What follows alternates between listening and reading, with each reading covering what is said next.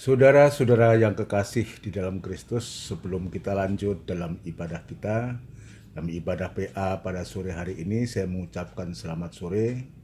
Shalom, sejahtera Tuhan kiranya tetap dilimpahkan kepada kita semua. Sebelum kita masuk dalam pemberitaan firman Tuhan, saya akan mengajak kepada kita semua untuk melakukan pujian dalam buku Pesalum nomor 104, Penyertaan Tuhan. Pesalum 104, Penyertaan Tuhan. Bila ku terkena coba dan ku merasa lemah, sebab tekanan hidup yang semakin memberat, ku rasa tangan yang kuat menolong dengan segera. Betapa ku aman di dalamnya.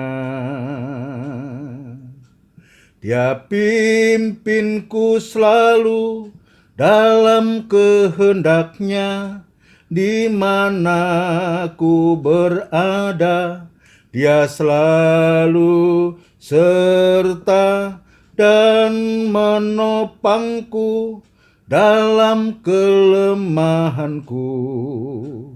Heranlah penyertaan Tuhan.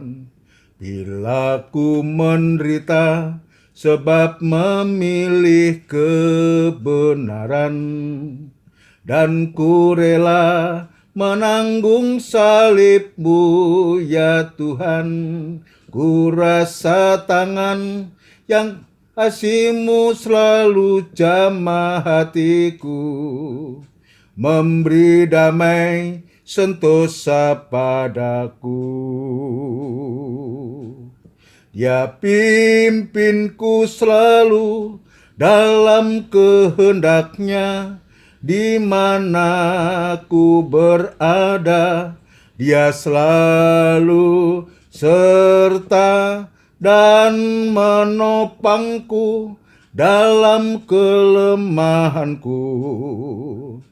Heranlah penyertaan Tuhan. Ku tak meragukan didikan dan pimpinan Tuhan, seperti yang dinyatakan oleh firman-Nya.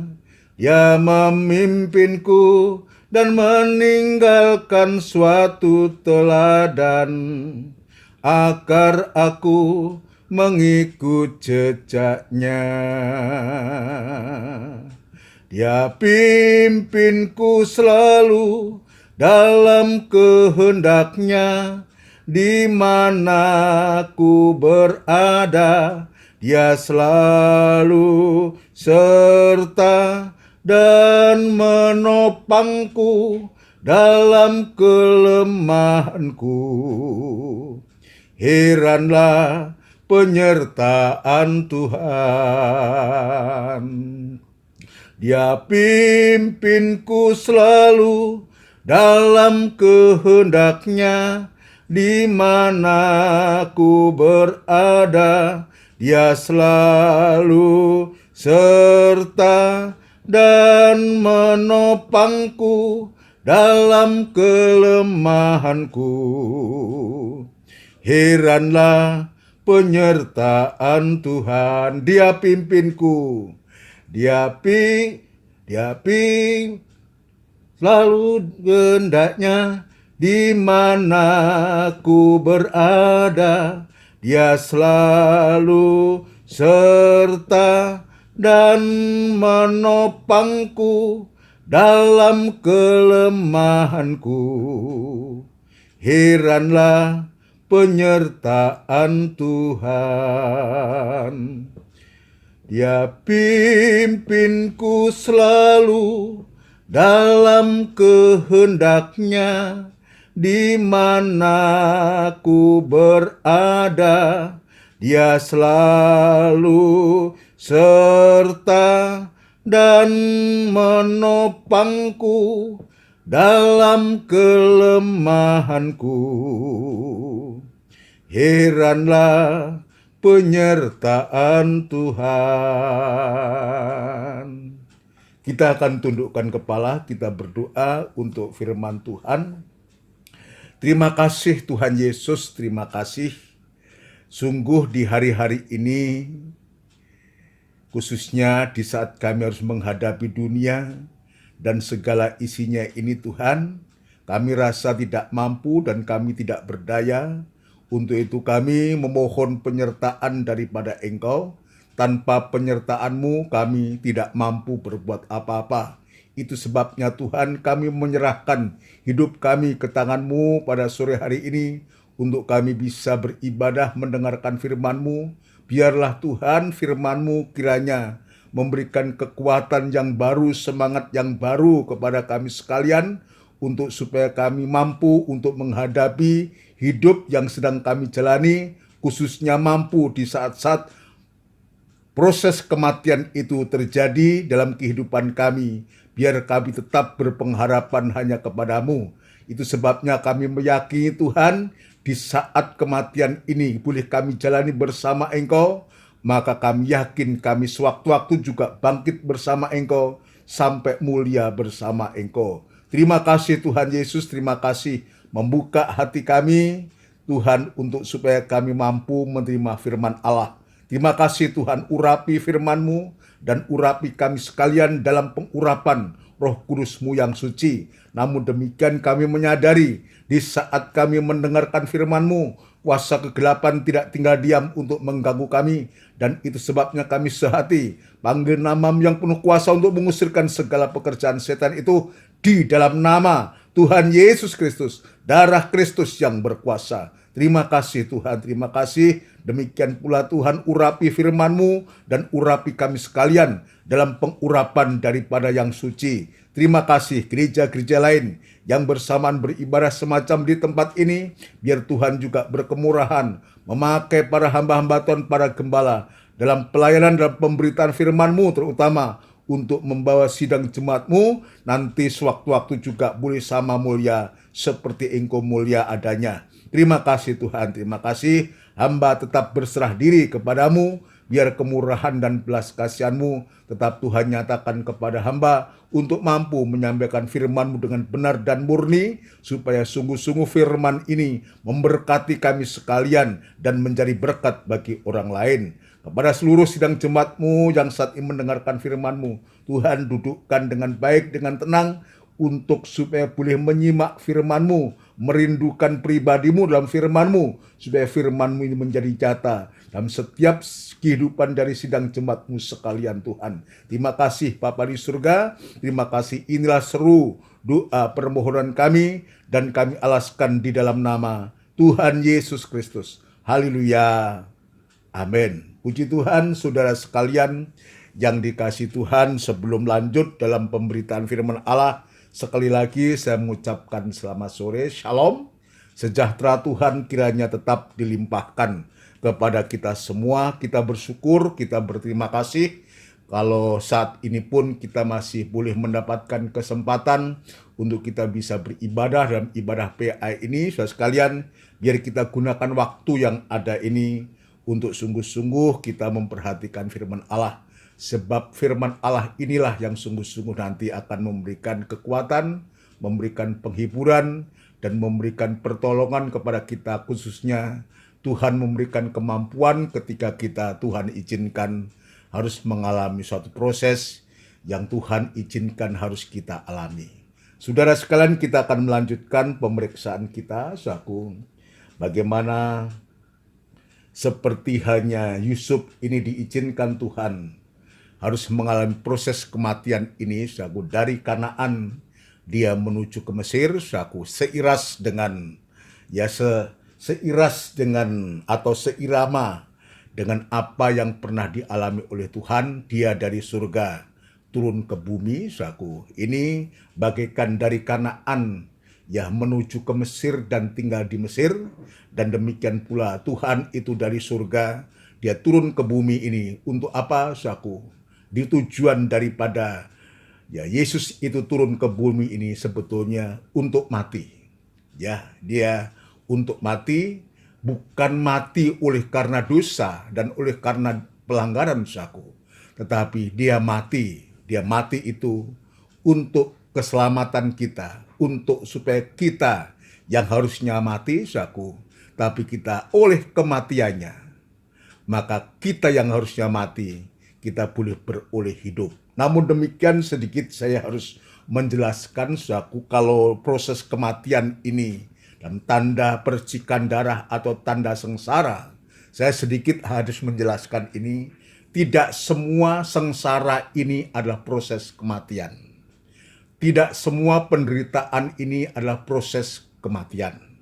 Sebab banyak orang sengsara, banyak penderitaan yang manusia itu alami, tetapi justru di luar firman, di luar Tuhan.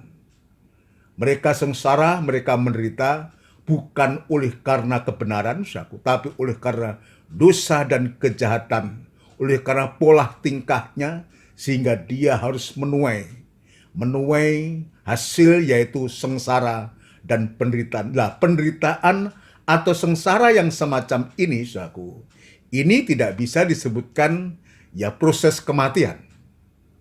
Ya, bukan.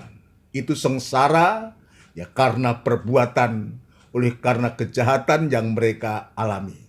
Tetapi yang dimaksudkan proses kematian yang harus kita alami ini, saudaraku, yang harus di gereja alami ini, atau percikan darah yang harus di gereja alami atau kita alami, anak-anak Tuhan alami ini, adalah sengsara bukan oleh karena kejahatan, bukan oleh karena dosa, saudara sekalian, tapi sengsara justru sebaliknya, oleh karena kita melakukan kebenaran.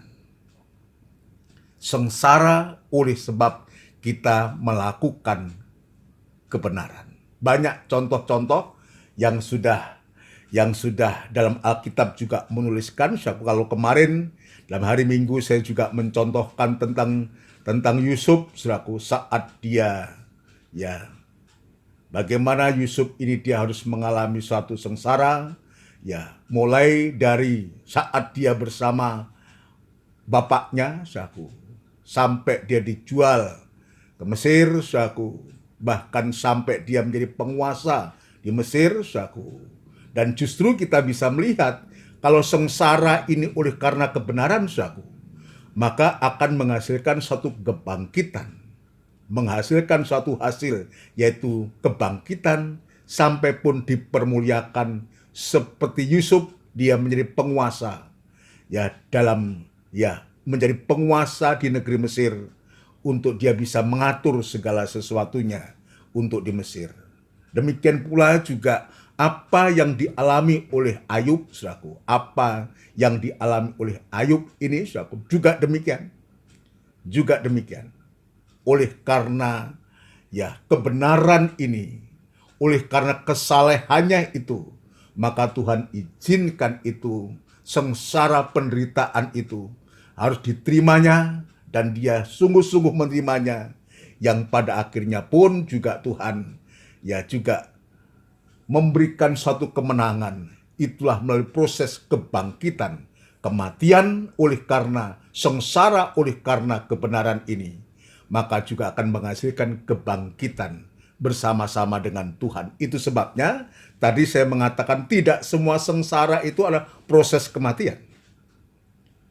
Tapi bagi kita, jika Tuhan izinkan proses itu terjadi, proses itu juga bisa terjadi lewat sakit penyakit atau lewat masalah persoalan yang Tuhan izinkan harus kita hadapi, kita alami. Seperti apa yang Yusuf alami di Mesir, saudaraku. Sampai Tuhan berfirman, maka Tuhan izinkan untuk kita. Kalau itu oleh karena kebenaran, saudaraku, maka Tuhan itu selalu serta, dan Tuhan itu tidak pernah membiarkan. Itu sebabnya bagi kita, biarlah pengalaman kematian ini, sengsara oleh karena kebenaran ini, sungguh-sungguh akan menjadi pengalaman buat kita, sehingga kita bisa bersaksi, menjadi suatu kesaksian yang hidup ketika kita sudah diizinkan oleh Tuhan untuk mengalami suatu kemenangan atau kebangkitan. Mari kita akan lebih dulu membaca, saudaraku, untuk supaya kita mengerti Ya tentang bagaimana tadi saya mengatakan tidak semua sengsara itu adalah proses kematian.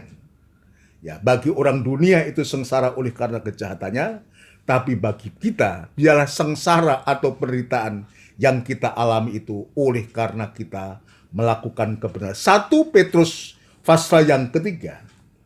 1 Petrus pasal yang ketiga, saudaraku. 1 Petrus pasal yang ketiga, saya akan membacakan ayat yang ke-13 mulai, saudaraku. Ya, nanti mungkin kita juga akan loncat, saudaraku, supaya kita memanfaatkan waktu, tidak membuang waktu. 1 Petrus pasal yang ketiga, ayat yang ke-13. Begini bunyinya, perikopnya menderita dengan sabar. Dan siapakah yang akan berbuat jahat, terhadap kamu, jika kamu rajin berbuat baik? Padahal sesungguhnya, ya jika Tuhan izinkan proses kematian itu terjadi dalam kita, sekalipun kita sudah berbuat baik sekalipun, masih coba ada orang yang juga bersikap tidak baik terhadap kita. Tapi ayat ini dia mengatakan, siapakah yang akan berbuat jahat terhadap kamu jika kamu rajin berbuat baik? Ya, mestinya tidak ada. Kalau kita rajin berbuat baik, seharusnya tidak ada orang yang akan berbuat jahat kepada kita. Tapi fakta, kenyataan yang terjadi, seringkali terjadi, kita sudah berbuat baik pun, orang juga tetap berbuat jahat terhadap kita. Maka ayat yang ke-14, perhatikan. Tetapi sekalipun kamu harus menderita juga karena kebenaran, perhatikan. Tetapi sekalipun kamu harus menderita juga karena kebenaran, kamu akan bahagia. Ini yang membedakan, saudara. Kalau orang dunia sengsara banyak, menderita banyak, tapi dia sudah sengsara, dia menderita, tetapi ditambah lagi, dia tidak mengalami bahagia. Sudah pasti tidak ada satu damai sejahtera. Nah ini yang membedakan. Tetapi bagi kita, jika sengsara atau penderitaan itu, ya kita alami oleh karena kita melakukan kebenaran. Ya, oleh karena kita melakukan kebenaran, maka ayat jelas mengatakan, kamu akan berbahagia. Ini harus dibedakan.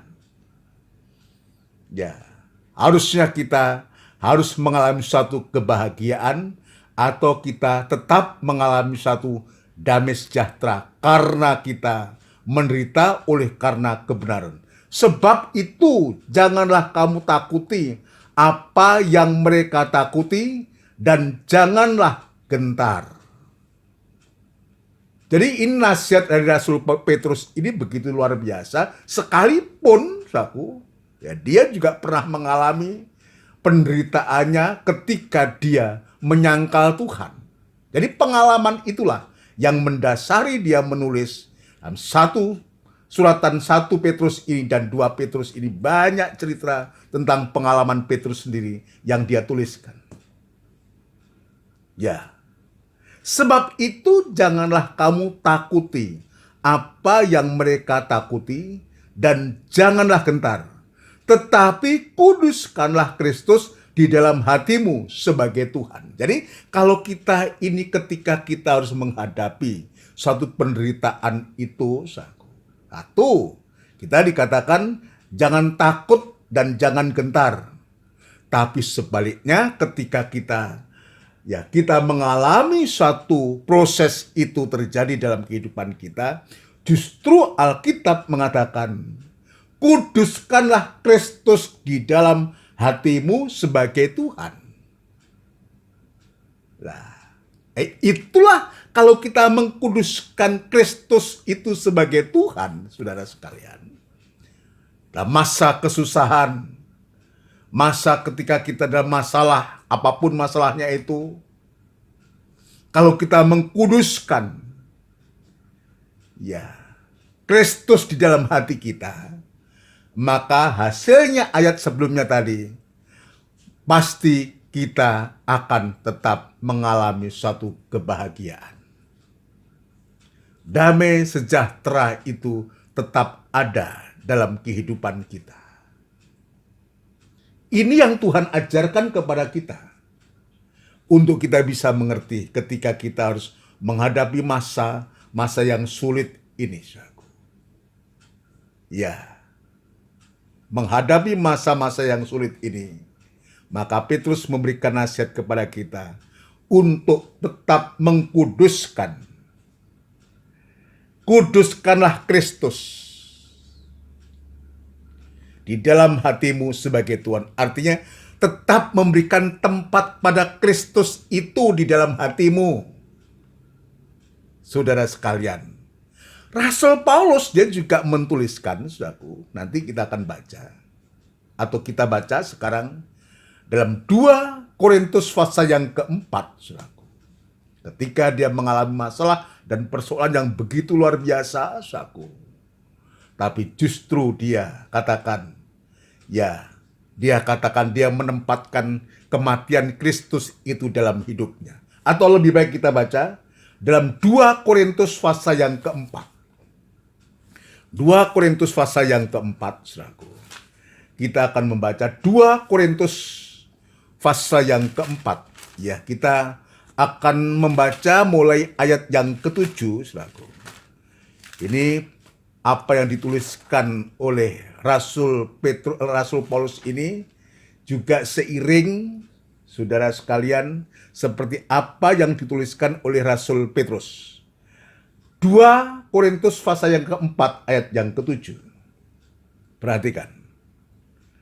Tetapi harta ini kami punyai dalam bejana tanah liat, supaya nyata bahwa kekuatan yang melimpah-limpah itu berasal dari Allah, bukan dari diri kami. Harta yang melimpah itu, ya, yang kami punya dalam bejana tanah liat, supaya nyata. Kita hanya bejana tanah liat yang mudah pecah. Tapi Tuhan percayakan harta ini. Ya, percayakan harta ini. Itu sebabnya dia katakan, ya, supaya nyata bahwa kekuatan yang melimpah-limpah itu berasal dari Allah, bukan dari diri kami. Ayat ini, ketika kita menghadapi masalah, kita diberikan kekuatan ketika kita menghadapi masalah persoalan. Tuhan izinkan proses kematian itu terjadi. Kalau kita mampu, ayat ini mengingatkan untuk supaya kita tidak menjadi sombong. Tidak menjadi tinggi hati, tapi sebaliknya kita menyadari kalau kita kuat dan mampu itu oleh karena kekuatan Allah yang melimpah-limpah, bukan dari diri kita. Kalau saudara mengalami masalah persoalan, ya, dan betul-betul Tuhan sudah menolong saudara, secara pribadi akan bisa menceritakan. Saudara akan merasakan, akan mengalami. Ya, kalau menurut perhitungan kita, jelas kita, nggak mampu, nggak mungkin itu terjadi. Tapi sebaliknya, itu menjadi mungkin, kalau ketika harta yang melimpah ini kita tampung, bukan membuat kita menjadi sombong ketika kita mengalami suatu kemenangan, keberhasilan, tapi justru harta yang melimpah itu, atau kita mengkuduskan Kristus dalam hati kita, menempatkan Yesus dalam hati kita ini, akan justru membuat kita semakin mengerti kehendak Allah, semakin kita merendahkan diri di bawah kaki Tuhan, semakin kita betul-betul merasa diri kita tidak ada apa-apanya. Ya, tidak ada apa-apanya, kosong. Karena kekuatan yang melimpah itu datangnya dari Tuhan, saudara sekalian. Puji Tuhan. Kita lanjutkan pembacaannya. Ayat yang ke-8. Pengalaman dari Paulus ini. Dalam segala hal kami ditindas. Mungkin pengalaman Paulus ini ini juga menjadi pengalaman kita. Tuhan izinkan. Dalam segala hal kami ditindas. Gak tahu masalah apa, kita ditindas. Kita ditindas bukan karena kita berbuat jahat. Yang dimaksud ini, saudaraku.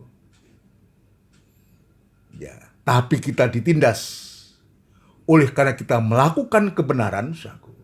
Dalam segala hal kami ditindas.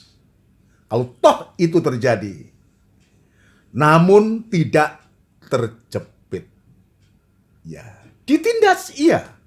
Mengalami penindasan iya. Tapi tidak sampai terjepit. Ya.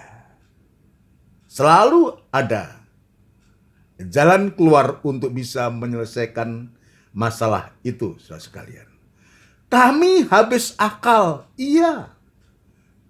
Kadang-kadang ketika kita menghadapi satu masalah persoalan-persoalan, sampai kita nggak bisa berpikir habis akal. Iya. Itu sebabnya dalam hal ini orang yang tidak mampu, saudaraku, banyak kehidupan yang menjadi putus asa karena ini, saudaraku. Habis akal, udah nggak bisa mikir, saudaraku. Ya. Namun tidak putus asa. Habis akal tapi tidak putus asa. Pada umumnya kalau orang itu sudah habis akal, nggak ada jalan, ya putus asa. Maka orang itu mencari jalan yang paling singkat. Ya, mungkin dia bunuh diri, atau mungkin dia dengan cara yang lain. Tapi bagi kita, ketika kita mengalami, ya, kita tidak bisa memikirkan sesuatu apapun juga. Habis akal, pikiran dah kosong. Maka justru di saat pikiran hati kita tidak mengandalkan pikiran kita, tidak mengandalkan kekuatan kita, maka Tuhan memberikan jalan keluar. Tuhan memberikan hikmat. Tuhan memberikan pengetahuan. Tuhan memberikan pengertian kepada kita. Untuk kita menyadari, saudaraku. Dan di saat itu Tuhan memberikan jalan keluar, maka kita bisa keluar dari masalah itu. Itulah yang membuat kita tidak sampai putus asa karena Tuhan yang sudah memberikan jalan. Ya, Tuhan yang memberikan jalan sehingga kita tidak berputus asa. Seperti Paulus dalam ayat yang ke-16, saudaraku. Tidak sampai tawar hati. Sebab itu kami tidak tawar hati. Sekalipun, meskipun manusia lahiriah kami semakin merosot, namun manusia batiniah kami dibaharui dari sehari ke sehari. Tidak tawar hati atau tidak putus asa. Karena Tuhan selalu memperbaharui. Ketika kita tidak bisa berpikir apa-apa, maka Tuhan lewat pembaharuan hati ini, ya, memberikan hikmatnya untuk sampai kita tidak berputus asa. Ayat 9, kami dianiaya. Aniaya mungkin terjadi. Mungkin secara fisik tidak. Ya, aniaya bisa itu terjadi pada siapapun juga. Ya, bisa jadi juga istri teraniaya, suami teraniaya, orang tua teraniaya, anak teraniaya. Itu bisa terjadi. Ya, kami dianiaya. Namun tidak ditinggalkan sendirian. Ada aniaya. Nanti, ya, sekarang kita sedang menghadapi krisis oleh karena pandemi corona ini. Ya, masih ada jalan, pemerintah masih memberikan jalan keluar untuk begini begitu masih ada. Ya, ada yang memikirkan, negara ikut memikirkan. Saudaraku. Nanti sewaktu-waktu di zaman antikris berkuasa, saudaraku,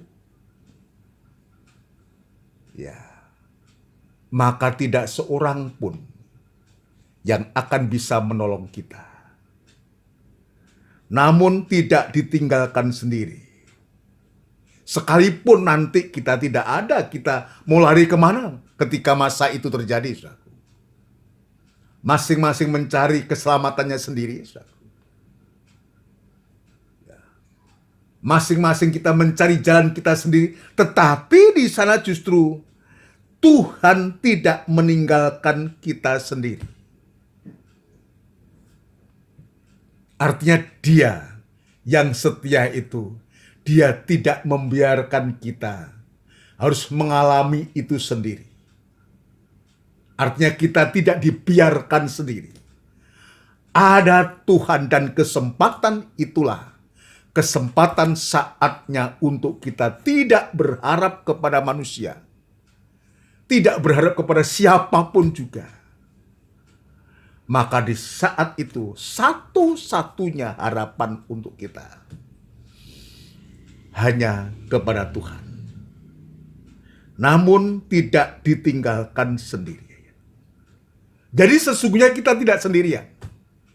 Nah, kalau saat ini kita juga mengalami semacam ini, saudaraku. Ingat ayat ini.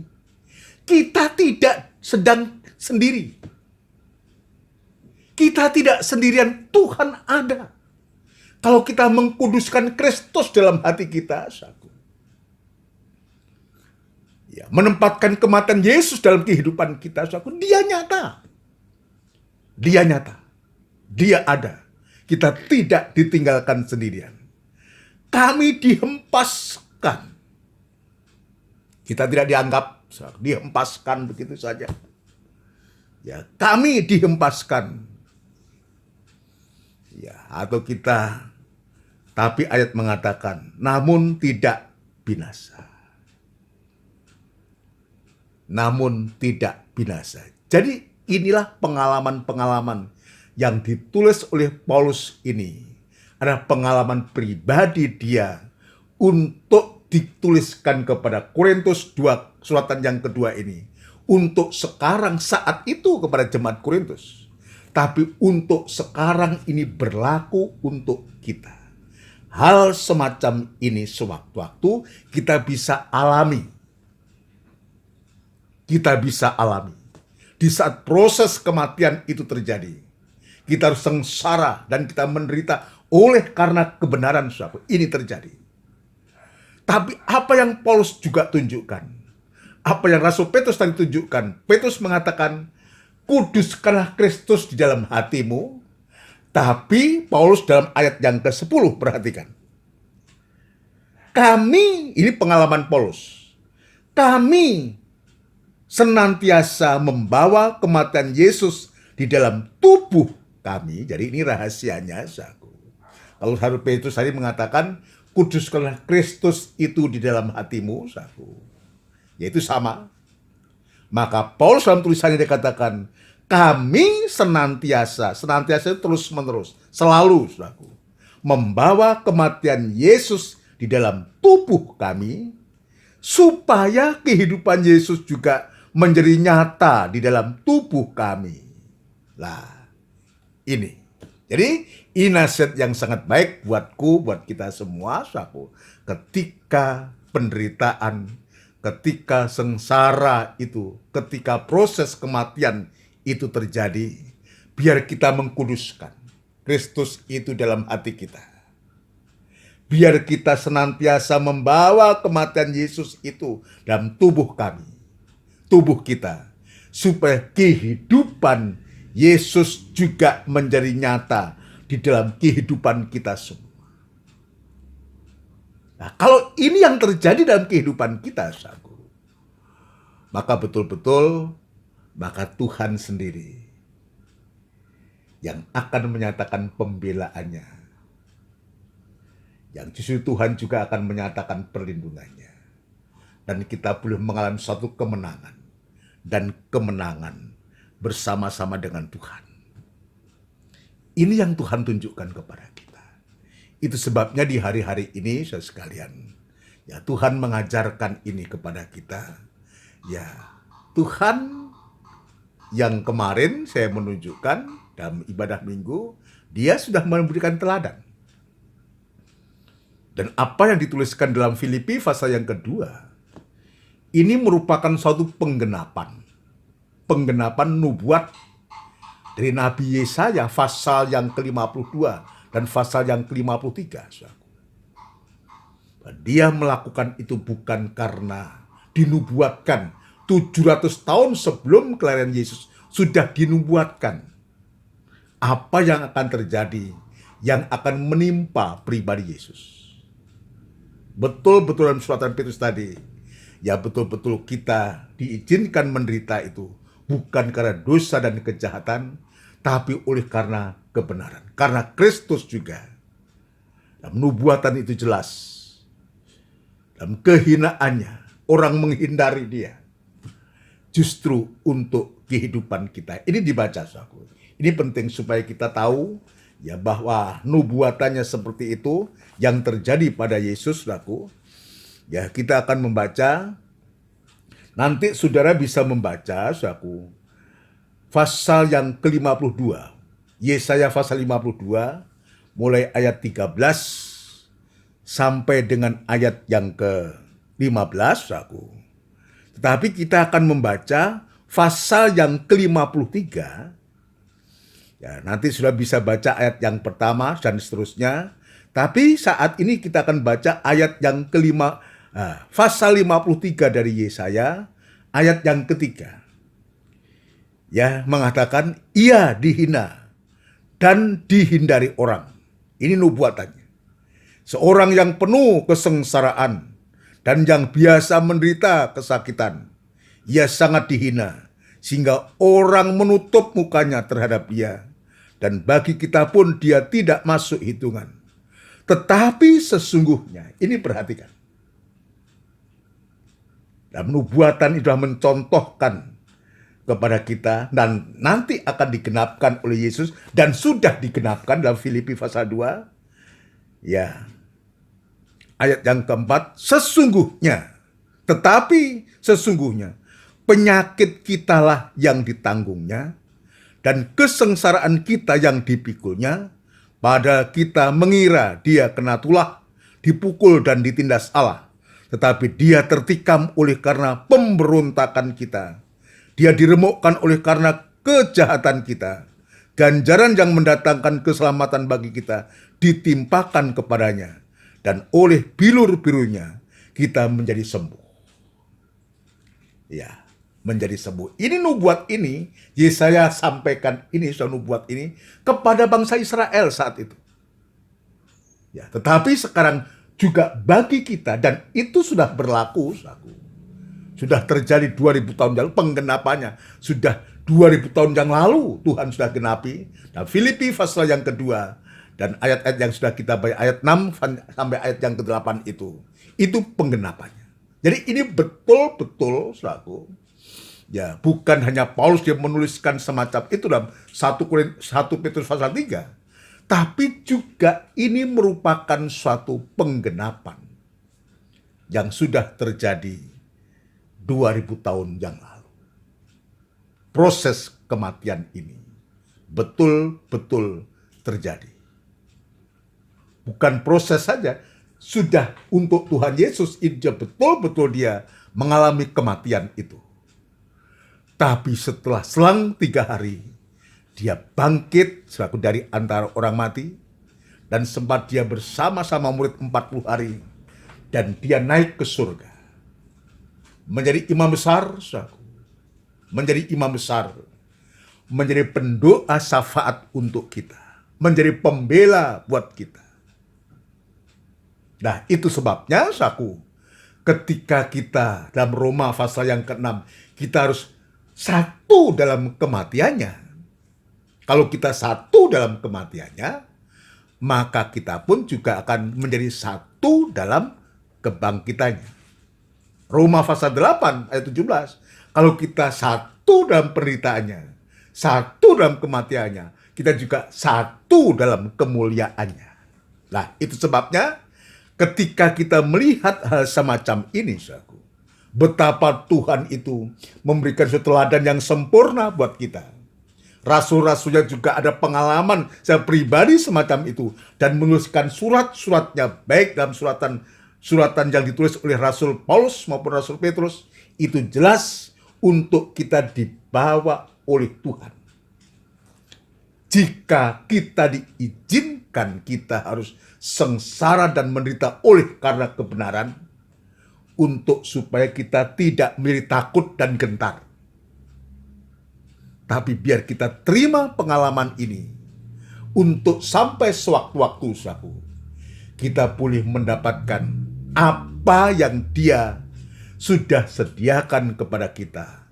Itulah kita segambar serupa, sempurna seperti Dia sempurna, yang sampai pada akhirnya kita bisa sungguh-sungguh tidak terpisahkan dengan Dia. Di mana aku berada, maka kamu pun berada. Tidak terpisahkan.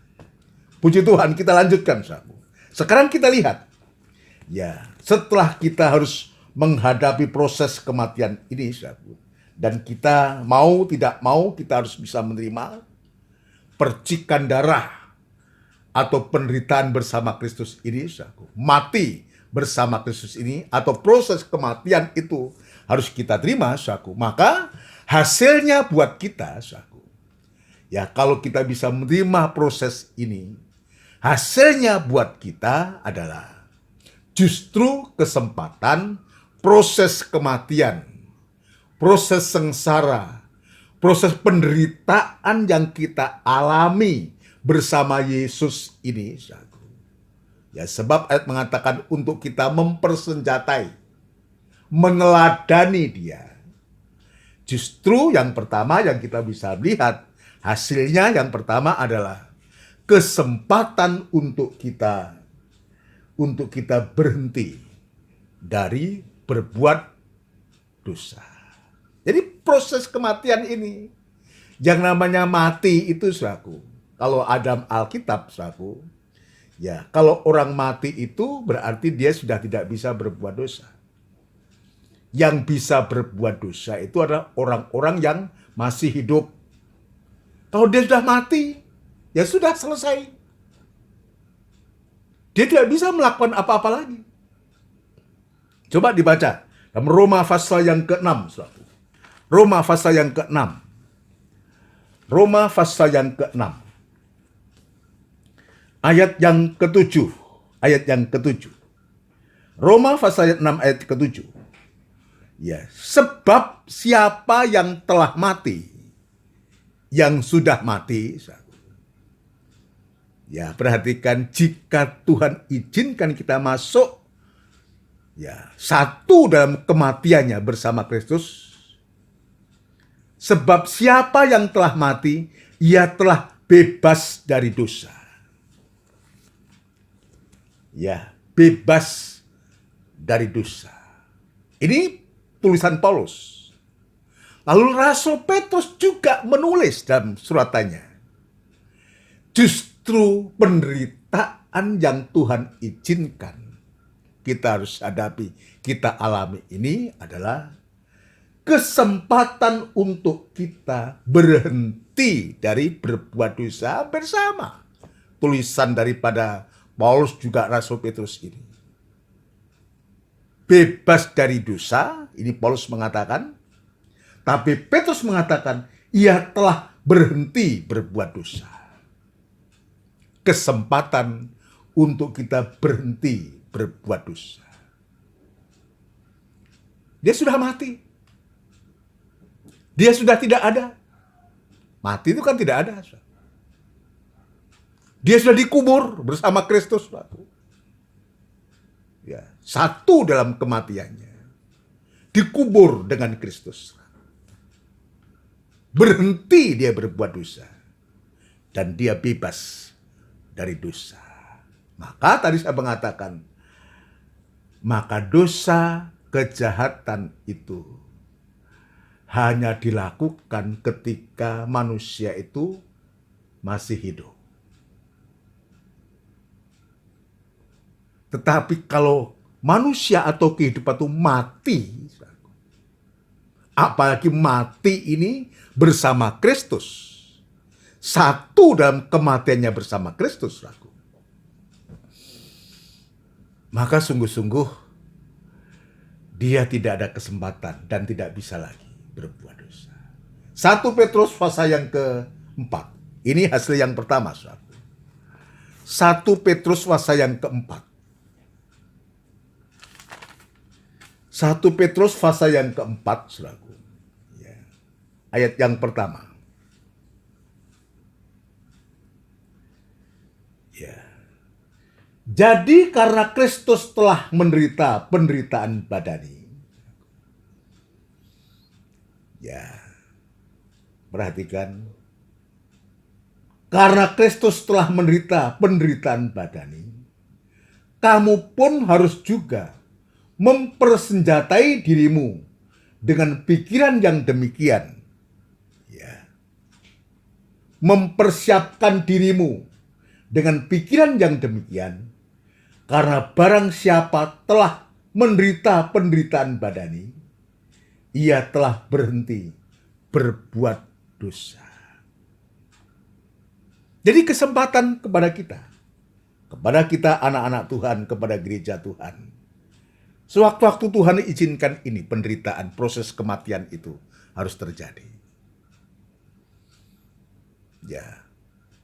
Jangan kita balik ketika kita menderita, Tuhan izinkan kita dalam kesusahan, dalam keadaan apapun juga, jangan kita balik lalu kita berbuat jahat, saudaraku.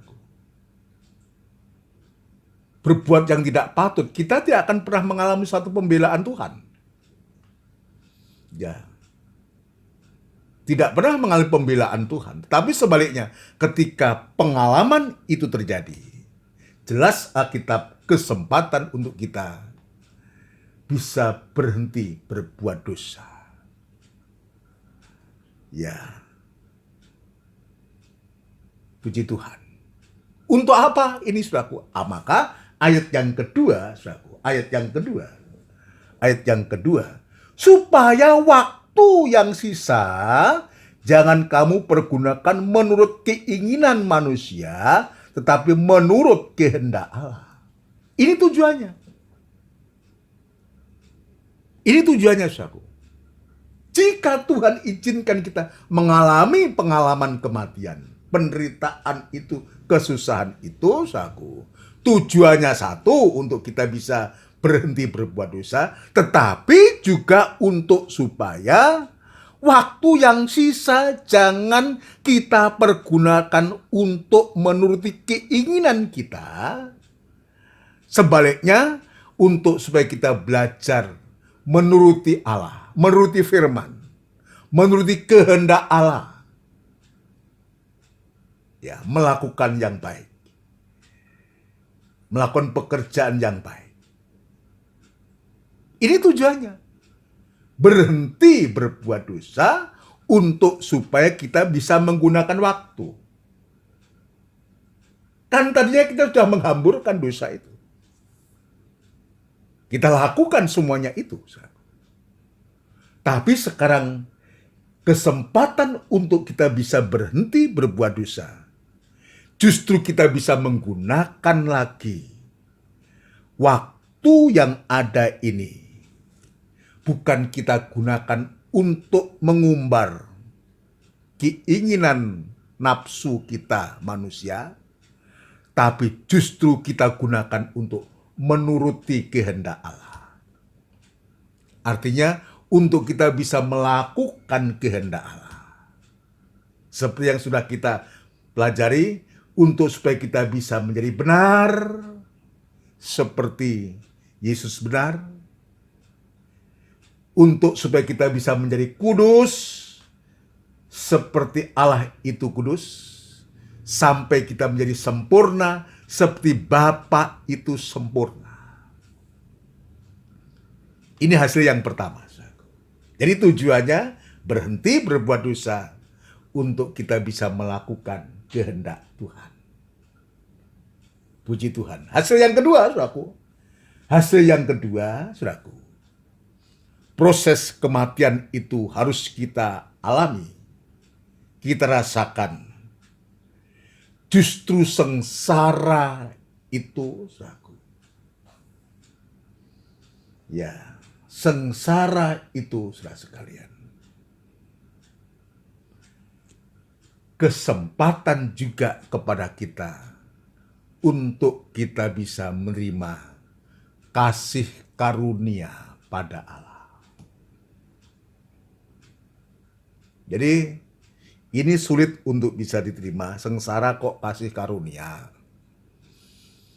Tetapi ada ayat mengatakan kamu dipanggil bukan hanya untuk percaya, tapi juga boleh mengambil bagian dari kesengsaraannya, mengambil bagian dari penderitaannya itu.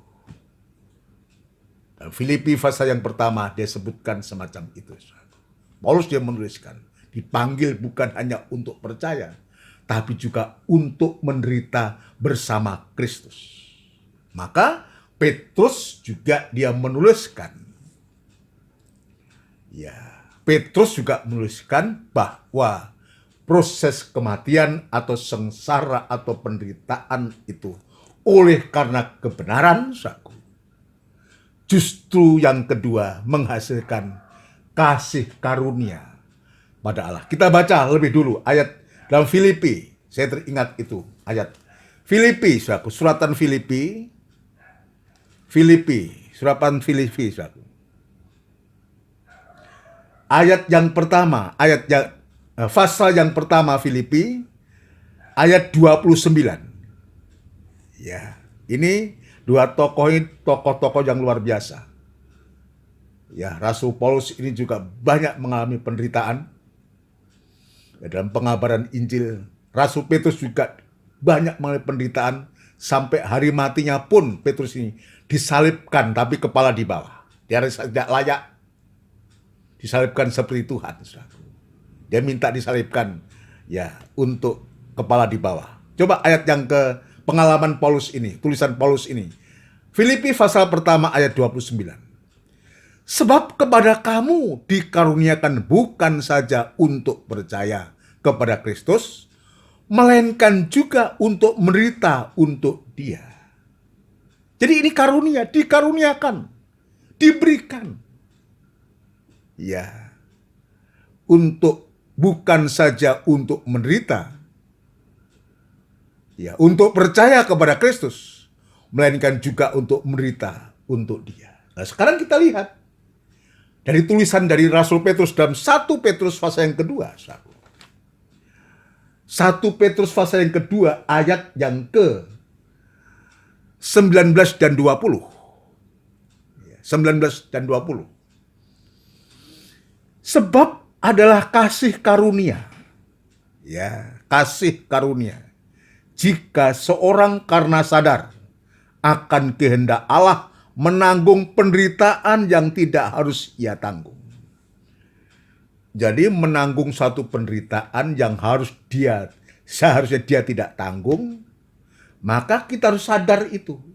Sadar, ya, dikatakan di sini, ya, akan kehendak Allah menanggung penderitaan yang tidak harus ia tanggung. Kenapa? Sebab seperti Paulus mengatakan, kita bukan saja mendapatkan karunia untuk percaya, tapi juga untuk menderita untuk Dia. Nah, kita menyadari, oh ya, aku bukan hanya untuk percaya kepada Kristus, tapi juga mau menderita untuk Dia. Maka ayat ini baru bisa berlaku, maka kita akan bisa menerima penderitaan ini, proses kematian ini, dengan hati yang sadar. Tidak dipaksa, artinya sadar itu tidak dipaksa atau tidak terpaksa. Jadi tanda sebagai anak-anak Tuhan ini, jadi tidak mudah untuk kita. Tetapi apa yang Tuhan sungguh-sungguh ajarkan kepada kita ini akan membuahkan suatu hasil yang luar biasa. akan mengasihi satu kekekalan bersama Tuhan. Ya, ayat 20. Sebab dapatkah disebut pujian jika kamu menderita pukulan karena kamu berbuat dosa? Ya, kalau dia mendapatkan pukulan, mendapatkan hajaran, makanya tadi saya mengatakan, penderitaan sengsara orang dunia berbeda dengan sengsara yang kita alami oleh karena melakukan kebenaran. Maka ayat ini mempertegas, sebab dapatkah disebut pujian jika kamu menderita pukulan karena kamu berbuat dosa? Tentu jawabannya tidak. Pujian apa? Dia sudah berbuat dosa, kalau dia sengsara ya itu upahnya. Upah dosa adalah maut. Kalau orang menanam kebaikan, dia akan menuai kebaikan. Kalau dia menanam kejahatan, pasti kejahatan pula yang dia akan alami. Itu sebabnya ayat jelas mengatakan, dapatkah disebut pujian jika kamu menderita pukulan karena kamu berbuat dosa? Perhatikan baik-baik. Tetapi jika kamu berbuat baik, dan karena itu kamu harus menderita, maka itu adalah kasih karunia pada Allah. Ini berlaku buat kita. Menderita justru ketika kita berbuat baik. Seperti apa yang Tuhan Yesus alami. Ya, dia rela mati oleh karena pemberontakan kita. Ya, dia rela tergantung di kayu salib untuk supaya kita yang harusnya mati, kita menjadi hidup. Kematiannya dia untuk memberikan hidup kepada kita. Maka disebutkan, maka itu adalah kasih karunia pada Allah. Ini hasil yang kedua yang kita bisa rasakan, saudaraku, untuk supaya sungguh-sungguh di hari-hari ini kita bisa menyadari jika kesusahan-kesusahan penderitaan ini oleh karena kebenaran, oleh karena ibadah, oleh karena pelayanan kita harus mengalami hal demikian, saudaraku. Ya, ingat, yang pertama justru kesempatan untuk kita berhenti berbuat dosa untuk kita bisa menggunakan waktu yang sisa ini untuk bisa melakukan kehendak Allah. Yang kedua adalah justru kesempatan untuk kita untuk bisa menerima kasih karunia pada Allah. Puji Tuhan. Yang ketiga, ya, jika Tuhan izinkan nanti yang keempat tidak selesai hari ini, ya kita lanjutkan untuk besok, saudaraku. Besok dalam ibadah doa penyembahan. Minimal yang ketiga ini kita akan selesaikan, saudaraku. Yang ketiga, sengsara dan penderitaan karena melakukan kebenaran ini, atau yang kita sebut proses kematian ini untuk menuju kebangkitan sampai kemuliaan, saudaraku. Hasil yang ketiga, justru dengan adanya Tuhan izinkan kita harus mengalami sengsara dan penderitaan ini. Justru Tuhan ingin memurnikan iman atau pengikutan kita, pelayanan kita kepada Tuhan. Dimurnikan kehidupan kita. Supaya kehidupan kita tidak tercampur, tidak terkontaminasi. Dimurnikan sungguh. Prosesnya apa? Prosesnya adalah pembakaran, dibakar dalam api penderitaan ini. Ya, kalau saya tidak ada pengalaman untuk bagaimana, kalau emas, tapi ya ketika saya kecil, ya sering membuat timbel yang dari timah itu, kita cairkan, nanti kita bisa lihat, ya timah itu kotor atau tidak kotor, Kalau ada yang kotor, pasti nanti ada tersisa itu pasir atau apa, Ya, kita kan bisa lihat ketika dia dibakar, dia meleleh, saudaraku.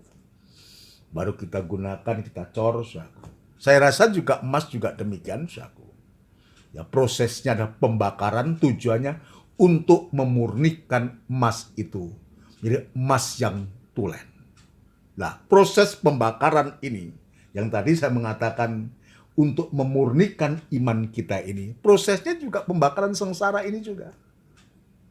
Kalau yang pertama untuk kesempatan kita berhenti berbuat dosa, untuk kita mendapatkan kasih karunia. Yang ketiga ini akan memurnikan iman kita. Dan justru kita juga juga merasakan kebahagiaan. Karena kita menyadari, kita mengerti Tuhan ingin memurnikan kehidupan kita. Maka justru ketika kita menerima hal demikian, bukan membuat kita menjadi ciut nyali, membuat kita putus asa, tapi justru sebaliknya, kita boleh berbangga, kita boleh berterima kasih, karena kita boleh mengambil bagian yang Tuhan sediakan kepada kita. Dan hasilnya apa ketika pemurnian itu terjadi? Justru roh Allah itu tinggal di dalam hidup kita. 1 Petrus pasal yang keempat, saudaraku. 1 Petrus pasal yang keempat. Kita akan membaca ayat yang ke-12.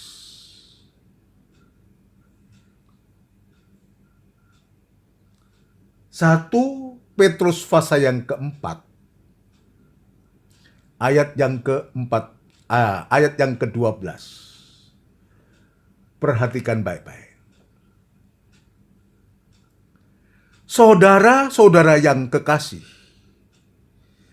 janganlah kamu heran akan nyala api siksaan yang datang kepadamu sebagai ujian. Ini api siksaan, nyala api siksaan yang datang kepadamu sebagai ujian. Ini akan terjadi. Ya, itu sebabnya tidak ada cara dan jalan lain untuk kita, untuk menghadapi masa-masa sulit ini, khususnya nanti ketika si pendurhaka, masa-masa antikris itu berkuasa. Ini pasti terjadi. Ya, di hari-hari ini saja kita diperhadapkan dengan yang namanya pandemi ini, kita sudah sangat-sangat luar biasa. Hati batin kita tersiksa. Kebebasan kita, hak-hak kita seolah untuk bebas, untuk kita betul-betul dibatasi. Tapi nanti di zaman antikris itu lebih daripada ini. Sebab kalau sekarang tidak ada unsur kekerasannya. Apapun juga negara masih bisa melindungi, masih mengayomi kita, memberikan jalan. Tapi di masa antikris, pemerintahan antikris itu tidak ada lagi seperti itu. Tidak ada lagi seperti itu. Pemaksaan itu yang terjadi. Ya, dia akan menggunakan kekerasan, akan memaksakan kehendaknya. Orang yang tidak taat, tidak menurut dia, akan dipancung kepalanya. Itu kan suatu hal yang mengerikan buat kita. Nah, kalau kita tidak dipersiapkan mulai sekarang, ibadah hanya begitu-begitu saja, ya datar-datar aja, bagaimana kita mampu menghadapi masa yang sulit ini, Kalau dia datang, ujian itu datang, bagaikan nyala api siksaan yang datang kepadamu sebagai ujian. Kita diuji dengan hal yang demikian ini. Maka ayat selanjutnya, seolah-olah ada sesuatu yang luar biasa terjadi atas kamu. Ada yang luar biasa, seolah-olah ada sesuatu yang terjadi, yang luar biasa terjadi atas kamu. Sebaliknya, ya, jadi kalau kita nanti siksa nyala api itu datang, dan itu kita terima sebagai ujian, sebagai ujian untuk kita diuji untuk supaya kita lolos saudaraku. Ada sesuatu yang luar biasa terjadi atas kita. Ayat yang ke-13. Sebaliknya, ini yang sangat bertolak belakang dan sulit untuk kita bisa terima. Bagaimana mungkin ya ketika api siksaan terjadi. Tapi ayat 13, sebaliknya bersukacitalah sesuai dengan bagian yang kamu dapat dalam penderitaan Kristus. Jadi masing-masing ada bagiannya. Masing-masing punya kadar bagiannya berbeda-beda. Tapi ayat ini tidak mungkin sebaliknya. Bersukacitalah sesuai. Jadi sesuai, kata sesuai itu ya sesuai kemampuan, sesuai kadarnya, sesuai dengan bagian. Masing-masing punya bagiannya yang kamu dapat atau kamu terima dalam penderitaan Kristus, ya, supaya kamu juga boleh bergembira dan bersukacita pada waktu ia menyatakan kemuliaan. Ini jelas. Makanya awal, ya dalam Roma pasal 6, kalau kita satu dalam kematiannya, satu dalam penderitaannya, satu pula dalam kebangkitannya, maka ketika dia menyatakan supaya kamu juga boleh bergembira dan bersukacita pada waktu ia menyatakan kemuliaannya, maka dari pihak kita juga harus bersukacita. Ya, sesuai dengan bagian yang kamu dapat dalam penderitaan Kristus. Ada sukacita juga. Supaya kita juga sukacita, bergembira ketika dia datang menyatakan kemuliaannya itu. Untuk apa? Dia menyatakan kemuliaannya untuk memuliakan kehidupan kita. Ayo, ini kalau firman Allah ini dibentangkan untuk kita, saudaraku, artinya Tuhan itu sesungguhnya ingin mempersiapkan kita untuk supaya kita mengerti. Untuk supaya kita bisa menggunakan waktu yang sisa ini. Dalam 1 Petrus pasal yang keempat ayat yang kedua tadi, saudaraku. Untuk kita tidak menuruti keinginan manusia, tapi kita menuruti kehendak Allah. Ini tidak mudah. Ini suatu perlu perjuangan. Perlu kesungguhan hati. Jadi hari-hari ini Tuhan tunjukkan ini kepada kita. Ayo kita terima ini. Ya, itu sebabnya ada ayat Paulus mengatakan, penderitaan sekarang ini tidak sebanding dengan kemuliaan yang Tuhan sudah sediakan. Petrus dia mencatat, saudaraku, ketika dia boleh supaya kita bergembira dan bersukacita pada waktu ia menyatakan kemuliaannya. Ya, puji Tuhan. Ayat yang ke-14. Berbahagialah kamu jika kamu dinista karena nama Kristus, sebab roh kemuliaan, yaitu roh Allah, ada padamu. 15. Janganlah ada di antara kamu yang harus menderita sebagai pembunuh, atau pencuri, atau penjahat, atau pengacau. Inilah penderitaan orang berdosa yang tidak bisa dikatakan itu proses kematian. Tidak bisa dikatakan bahwa itulah nyala api siksaan. Ya, sebagai suatu ujian. Sebab penderitaan oleh karena berbuat jahat disebutkan ya sebagai pembunuh, pencuri, penjahat atau pengacau, ini adalah upahnya jelas api neraka. Tetapi sebaliknya, kalau kita harus mengalami penderitaan itu oleh karena proses kematian yang Tuhan izinkan kita harus hadapi, maka sekali lagi apa yang Tuhan izinkan kepada kita akan menghasilkan yang di luar akal nalar pikiran manusia. Jadi yang pertama, ya menghasilkan untuk kita hasil dari proses kematian ini suatu menghasilkan untuk kita berhenti dari berbuat dosa. Suatu. Yang kedua, menghasilkan kasih karunia pada Allah. Yang ketiga ini adalah untuk supaya justru memurnikan kita, memurnikan iman kita. Memurnikan iman kita. Tadi barusan kita baca, ketika dia menyatakan kemuliaannya, maka kita akan merasakan bahagia dan gembira. Yang keempat, saudaraku, ya, proses kematian ini, penderitaan ini besok untuk kita periksa, saudaraku, akan menghasilkan suatu ketekunan. Ketekunan. Kenapa tekun? Ini di hari-hari ini. Di hari-hari ini. Hari-hari saatnya untuk kita bertekun. Bertekun. Tapi ini besok yang keempat ini, yang ketiga. Ayat yang terakhir kita akan baca. Tadi disebutkan, saya akan ulangi ayat yang ke-13. Sebaliknya, bersukacitalah sesuai dengan bagian yang kamu dapat dalam penderitaan Kristus, supaya kamu juga boleh bergembira dan bersukacita pada waktu Ia menyatakan kemuliaannya. Bersukacita ketika kita boleh menerima bagian dari penderitaan Kristus. Maka ayat ini juga mengatakan bergembira, bersukacita ketika Dia menyatakan kemuliaannya. Ayat yang terakhir, suratan Roma pasal yang ke-8, saudaraku. Roma pasal yang ke-8, kita akan membaca. Roma pasal yang ke-8, saudaraku.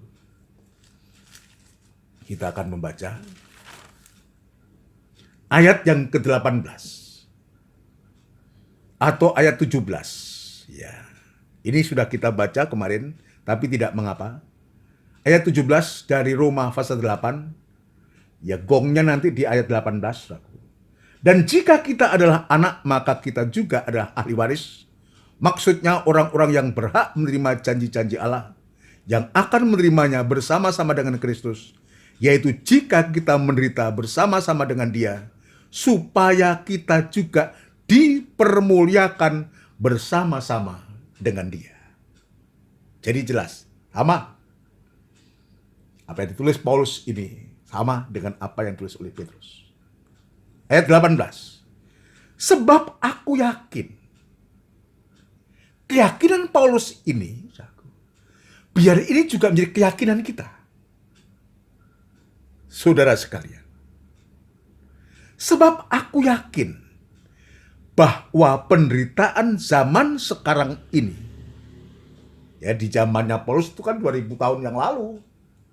Saudara sekalian, kurang lebih 2000 tahun yang lalu, saudara. Ya, maka model penderitaannya pasti berbeda dengan sekarang. Penderitaan Paulus ketika itu mengabarkan Injil dari penjara, saudara, dan dia menulis surat ini saat dia di penjara, saudara. Ya. Sebab aku yakin bahwa penderitaan zaman sekarang ini tidak dapat dibandingkan dengan kemuliaan yang akan dinyatakan kepada kita. Biar ini menyadarkan kita. Menyadarkan kita, tulisan Paulus kepada sidang jemaat di Roma ini, aku menyadarkan kita. Biar keyakinan Paulus ini juga menjadi keyakinan kita. Ketika kita diperhadapkan proses kematian ini, biar yang kita ingat adalah bahwa penderitaan di zaman sekarang ini tidak dapat dibandingkan dengan kemuliaan yang akan dinyatakan kepada kita. Tidak akan sebanding. Seberat apapun juga dibandingkan kemuliaan. Siapa mereka yang mendapatkan kemuliaan itu? Adalah kehidupan-kehidupan yang mau menderita, yang mau sengsara, yang mau mati bersama-sama dengan Tuhan, dan bangkit bersama-sama Tuhan, yang pada akhirnya kita dipermuliakan. Tidak sebanding, tidak dapat dibandingkan dengan kemuliaan yang akan dinyatakan kepada kita. Ini bukan omong kosong. Ini bukan kaleng-kaleng, bukan tipu-tipu. Ini kesungguhan hati. Seperti Paulus, dia berpengharapan, dia yakin maka biar kita juga keyakinan kita penuh. Tuhan ingin memurnikan iman kita, memurnikan hati kita, dan proses yang Tuhan izinkan kepada kita. Puji Tuhan. Mari kita akan siapkan hati kita untuk kita berdoa bersama-sama. Ya, nanti kita akan berdoa bersama untuk Ibu Said yang saat ini sedang sakit di rumah di Gresik, juga pemulihan Mbak Nimas juga, supaya Tuhan juga tolong, Tuhan jamah. Dan juga Uti Kasim juga dalam kelemahan tubuh, juga yang lain yang tidak sempat kita sebutkan satu persatu. Juga ini, ya tadi malam saya mendapatkan WA dari Mbak Diah, temannya Mbak Nimas itu, Mbak Diah. Ya WA saya, sekarang dalam keadaan sakit, minta didoakan, dia mau kembali kepada Tuhan. Puji Tuhan lah, kita doakan. Bahwa Tuhan jamah. Ya, tidak ada barang yang mustahil bagi Tuhan untuk saudara-saudara kita yang mau datang kepada Tuhan. Tuhan yang tahu hati mereka semua. Kita akan melakukan pujian yang tadi, saudaraku. Ya, penyertaan Tuhan. Kita membutuhkan ini.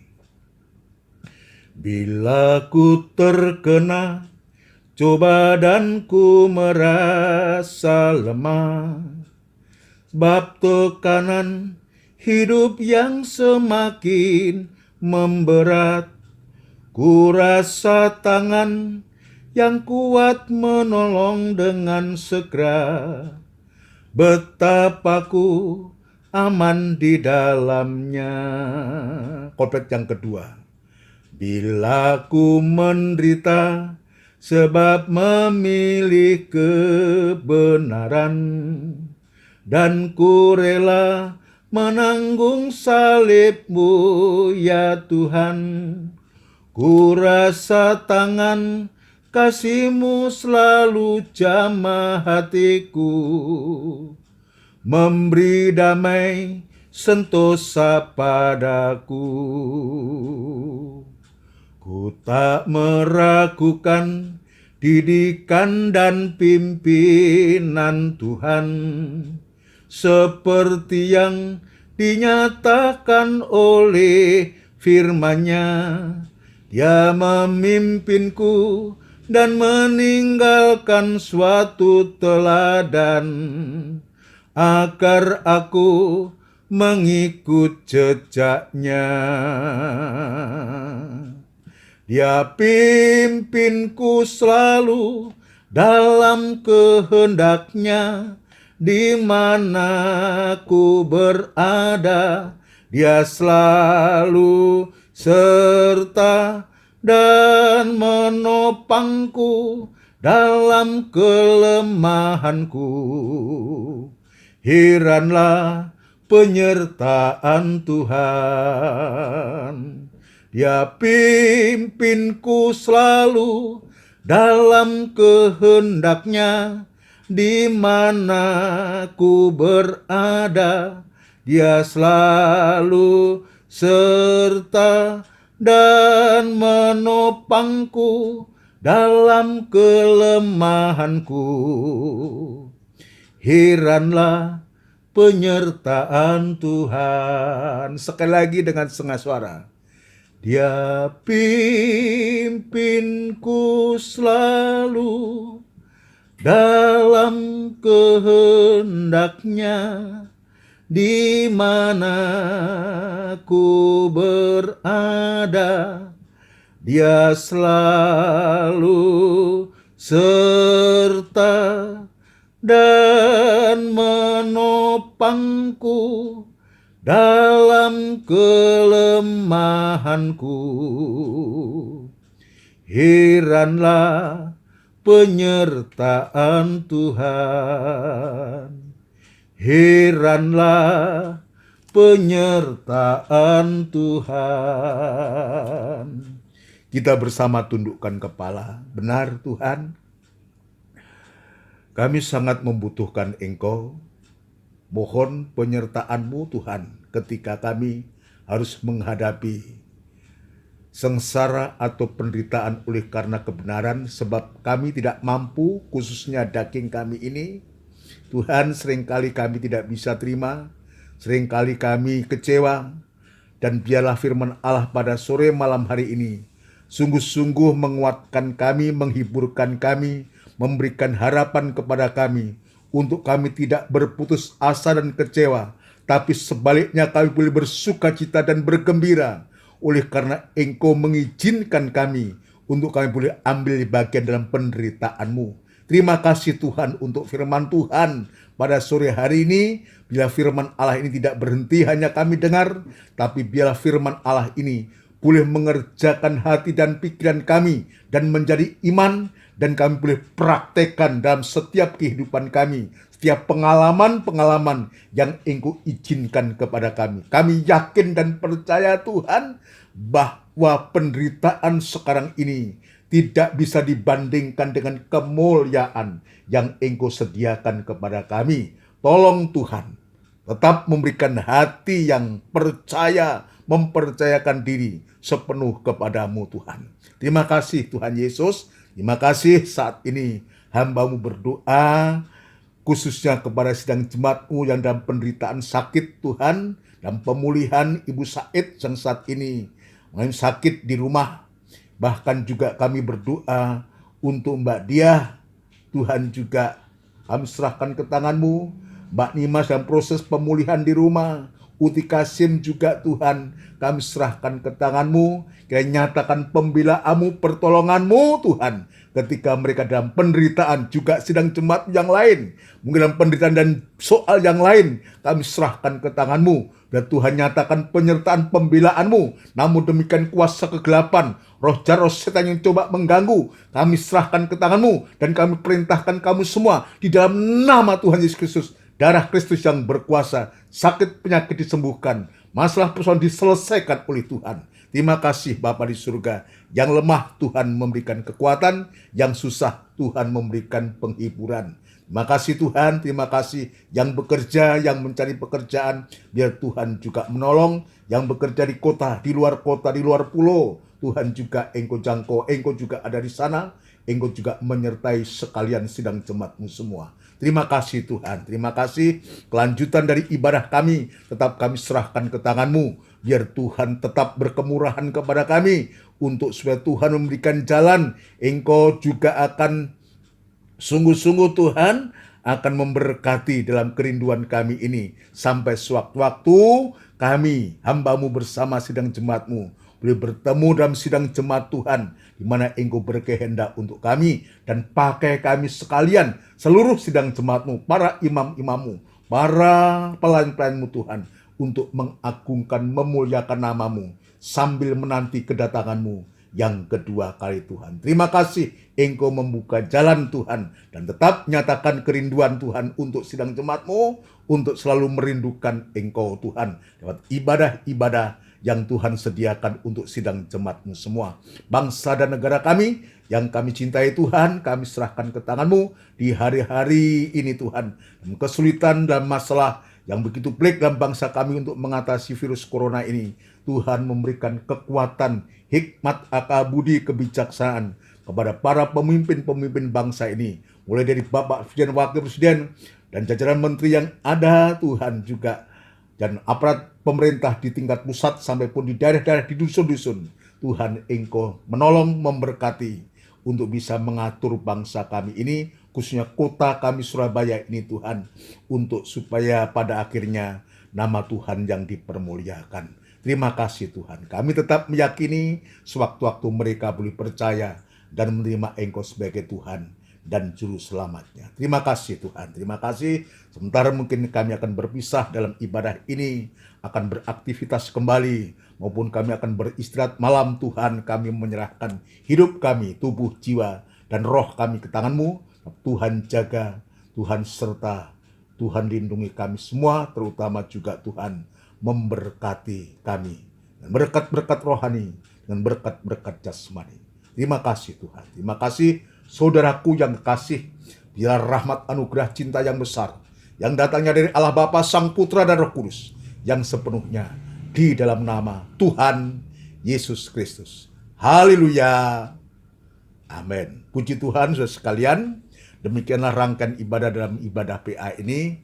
Kiranya Ya, firman Allah, ibadah ini memberkati kita semua dan menjadi berkat buat kita semua. Kita tetap saling mendoakan, khususnya ketika kita mendapatkan berita-berita di antara saudara kita yang dalam kelemahan tubuh, sakit atau apa. Jadi kita tetap cepat merespon untuk kita bawa dalam doa, baik doa pribadi atau semacam kita doa bersama. Kita bawa dalam doa supaya jemaat itu sungguh-sungguh pada akhirnya saling menguatkan dan dikuatkan oleh doa-doa maupun dikuatkan oleh karena berita atau pemberitaan firman Allah. Ya, kita tetap menjaga kesehatan kita, tetap kita menggunakan masker kemana-mana, sebab ini penting buat kita semua, tapi terutama biar kita jaga kondisi kita tetap sehat, untuk supaya sungguh-sungguh kita sampai sewaktu-waktu nanti Tuhan izinkan kita bisa bertemu kembali dalam ibadah, dalam sidang jemaat. Kita doa, kita mendoakan supaya Tuhan buka jalan, Tuhan mempersiapkan segala sesuatu untuk segala yang kita perlukan dalam ibadah-ibadah ke depan. Ya, puji Tuhan, inilah yang bisa saya sampaikan. Selamat malam, Tuhan Yesus Kristus memberkati kita semua. Haleluya, amin.